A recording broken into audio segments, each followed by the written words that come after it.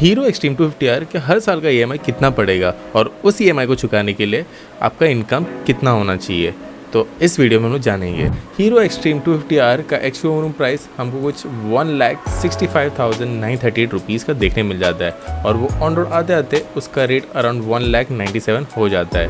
तो अभी यहाँ पे मैं अज्यूम कर रहा हूँ 20% डाउन पेमेंट, तो उसके बाद लाइक अराउंड 40,000 आपको पड़ेगा डाउन पेमेंट और जो अमाउंट बच जाता है जो कि है 1,57,000 वो हमारा लोन होगा। तो यहाँ पे मैं 10% रेट ऑफ इंटरेस्ट पकड़ रहा हूँ, तो उस हिसाब से जो कि अराउंड आपको 8,673 रुपीज़ एक्स्ट्रा पड़ रहा है। तो टोटल आपको अराउंड 1,66,000 आपको बैंक को पे करना है, राइट। लाइक 157 था, तो अभी यहाँ पे आपको एक साल तक लाइक अराउंड 166 पे करना है, ठीक है। अगर यहाँ पे मैं सेकेंड ईयर की बात करूँ तो सीधा ये में आपका घट के हो जाता है 7,278।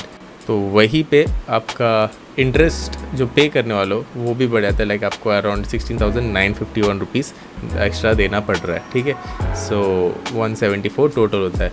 और अगर मैं टोटल यहाँ पे थर्ड ईयर की बात करूँ तो 5 ईयर EMI पड़ रहा है, 25% एक्स्ट्रा भरना पड़ रहा है। And then fourth and fifth year का अराउंड 4,000 और 3,351।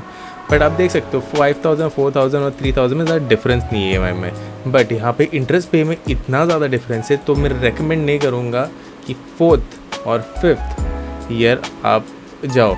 आप चाहे तो first second year is the best year, चाहे तो आप थर्ड ईयर भी ले सकते हो, but fourth fifth year is not recommended at all, ठीक है। अब सिर्फ EMI पे बात ख़त्म नहीं होता है, गाड़ी का एक्स्ट्रा कॉस्ट भी लगता है, जैसे कि fuel and service charge, because आप गाड़ी तो चलाओगे ही।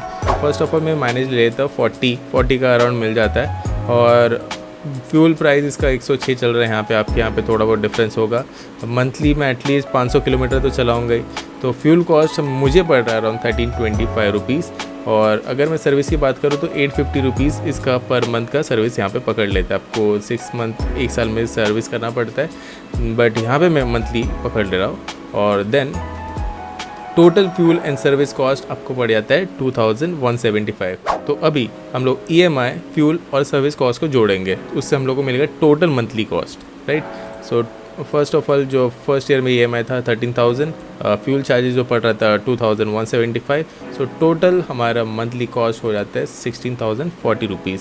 और अगर मैं टोटल 5 ईयर्स के लिए कर दूँ तो ये आपका टोटल कॉस्ट हो जाता है, राइट। अब आते हैं हम लोग इनकम रेंज पे।